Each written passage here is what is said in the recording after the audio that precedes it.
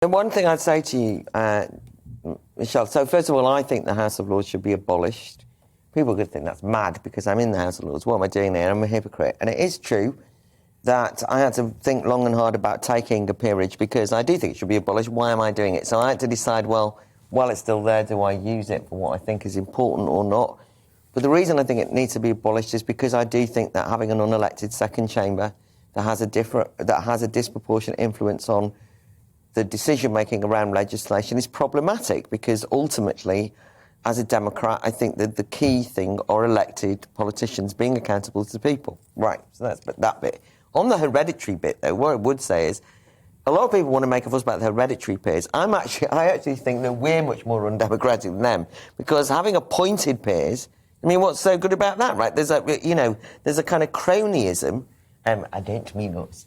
But what I mean is... I'm sure you're a bit of a crony. What I'm saying is that they're just like... a lot of the people in the House of Lords are people who, for example, lost their seat in a general election. The electorate didn't want them, and then their mate, who's the Prime Minister, put them in the House of Lords. And sometimes they become ministers in the House of Lords. So... And so I don't think the hereditaries are an issue. They're a smaller group than anyone else. If you're going to do something. But just one positive thing. So I think it should be abolished. I don't know how it should be done, that you have a scrutinising body. But, I just spent the morning in Bronzefield Prison.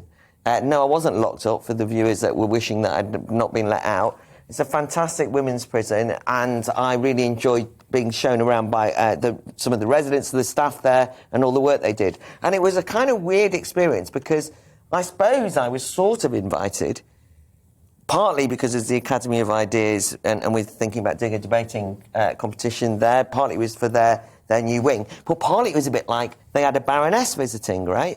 And so the other thing is that you've suddenly discovered that you've got this artificial title, which is like that I'm Lady Fox, and that will mean that people will say, well, come and do that. And try and do some good work with it. That's the point I'm making. I hope I can It's a position of elevation, isn't it? It's a position of elevation which I don't deserve. But I think you can try when you're there. I put all my speeches on social media, not just because I'm vain, as it were, but because I think I've got to be accountable for what I say. I do the same. I do a weekly Inside the Lords thing where I kind of do the gossip of what's happened, my journey, so that because I feel ridiculous that I'm there as a politician and that nobody can cancel me. Well, Chris has just emailed in saying, you only get paid if you turn up. Well, how much do you get paid then, Michelle? Well, correct me if I'm wrong, you two, but £323 per day. Per day, yeah. Per day, plus expenses. No, not plus expenses. No. Oh, I've got it. Plus travel and subsidised restaurant facilities. That's what I've got. Yeah, I know. Is this wrong? You only get, some people get. But it's still a lot of money. Look, people are struggling in a house of, in a cost of living crisis, right? We know it's a lot of money and it's not a job.